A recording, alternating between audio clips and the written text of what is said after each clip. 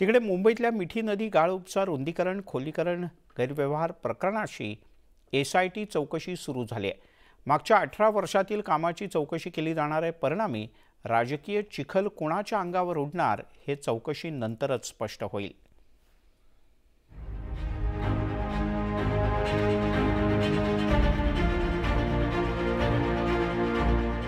मिठी नदीचं रुंदीकरण आणि खोलीकरणावर 2005 पासून 1600 कोटी रुपये खर्च करण्यात आले। त्यात कंत्राटदार कोण होते, किती पैसे कुठे खर्च झाले याची SIT चौकशी सुरू करण्यात आली आहे। मुंबईतील मिठी नदीच्या कॉन्ट्रॅक्ट बाबत आणि मिठी नदी पुनरुज्जीवन प्रकल्पाबाबत 2005 पासून देण्यात आलेल्या सर्व कॉन्ट्रॅक्टर्सला आणि मुंबई महानगरपालिका MMRDA यांना SITच्या चौकशीला सामोरं जावं लागणार आहे। या संपूर्ण प्रकरणामध्ये आपण जर बघितलं तर 17 किलोमीटर लांबीची मिठी नदी मुंबईमध्ये आहे, जी BKC परिसरात आहे आणि याच BKC परिसरामधील काही भागामध्ये BMCची कार्यवाही होते, तर दुसरीकडे MMRDA अशा दोन्ही संस्थांना आता SITनं कायदेशीर SITची चौकशीबाबतची नोटीस दिलेली आहे। SITचे प्रमुख म्हणून कमिशनर VD मिश्रा काम पाहणार आहेत, तर कमिटीमध्ये 20 पोलीस अधिकाऱ्यांचा देखील समावेश आहे।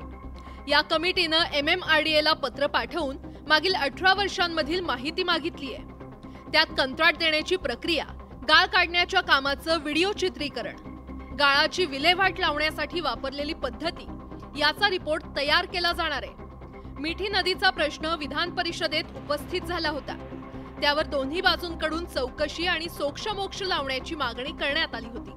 नाही, मला वाटतं हे योगायोगाने निवडणूक काळात होत असेल, कारण अधिवेशन तर पहिलं झालं होतं, त्याच्यामुळे अधिवेशनात झालेली मागणी ती अंमलबजावणी नंतरच होते ना येणाऱ्या काळात, आणि त्याच्यामुळे मागणी पहिली झाली आणि नंतर चौकशी होते।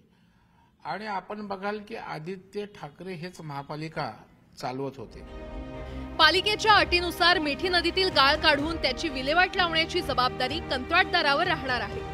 मान्सूनपूर्व कामासाठी मिठी नदी करता 41 कोटी रुपये खर्च करण्यात येणार आहे। मात्र आधी 18 वर्षात पैसे कुणी गाळात घातले याच्या चौकशीकडे मुंबईकरांचं लक्ष लागलंय।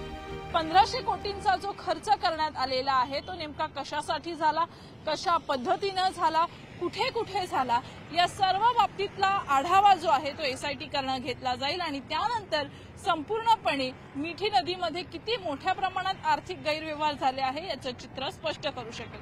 व्हिडिओ जर्नलिस्ट उमेश गोळीकर सह सुस्मिता भदाणे पाटील, न्यूज 18 लोकमत, मुंबई।